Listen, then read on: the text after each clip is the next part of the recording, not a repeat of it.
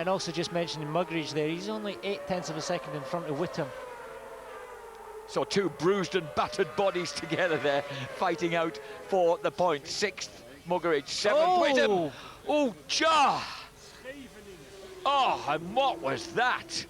That was an awful looking crash. I think it might have been, was that York Toyhut one of those guys? There's oil down, there's oil or something down. There's definitely something on the track. I think that's the problem.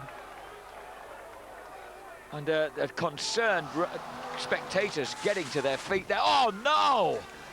And there really is something down on the circuit. Surely they've got to red. That's on the exit to the final chicane. The red flag has gone out, but not a moment too soon. In fact, several moments too late. And let's hope that those guys are all right. And already you can see guys dropping their feet as they come into that chicane. And someone has really dropped oil big time at that point on this track. So for the 2nd year in a row, an incident red flags the World Supersports race here at Assen in the Netherlands.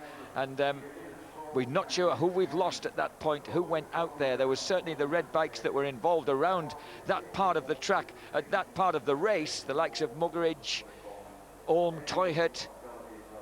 We don't know who's gone down there. I think it might have been the sort of 14th onwards, because I think the leading guys had actually passed the start-finish. Number 99, Fabian Forey, trying to make out what's going on, and he was being reassured then by Ian McPherson. McPherson was giving him a pat on the arm as if to say, cool down, we're all right. I was 3rd, you were leading it, no problem, no sweat. And Katsuaki Fujiwara generously congratulating Forey then, because he must be seeing his championship chances trail away. Oh, right. It's not Muggeridge, is it? Oh, it's behind Chambon. It's Christian Kellner. That was Christian Kellner that had suffered the big blow up there that dropped the oil and sent everybody behind him. Here it comes. Here's a view of it. Oh, and Jorgi Toyhut was right behind his teammate. What a huge blowout there. And down goes Christian Kellner. Oh, does Toyhut survive? Toyhut may have survived it, but Kellner, enormous explosion then. The people behind him, Christophe Cogan, Robert Ulm, Pier Giorgio Bontempi, Alessio Carradi, Werner Daemen. So any of those guys could have been involved in that mayhem. The Tenkate Honda team, they're looking pretty happy with things because they feel that the championship is almost in their grasp.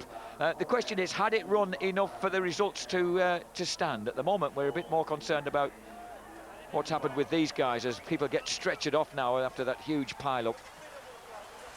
And that R6 certainly went with an enormous bang. How does it... That seemed an odd place for it to happen when the bikes...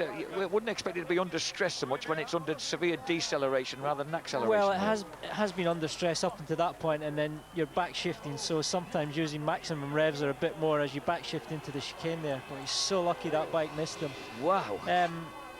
Yeah, and that engine, it was like a conrod through the crankcases blow off. It wasn't just an oil leak, because just an oil leak would gather in the belly pan of the fairing and wouldn't come out. But that was a big explosion and oil everywhere, obviously. That was a number 72 machine of Veneman, who was way back in 20th place when he arrived on the scene. So really, that unfortunately, it caught out a lot of people in through the pack there. So we don't really know what sort of condition these guys will be in. At the moment, the race result is, does this stand as a race result? At the moment, Forey, McPherson 2nd, Casserly 3rd, because they take it back a lap, and Fearless went across the line at the end of the previous lap of whisker ahead of Casserly.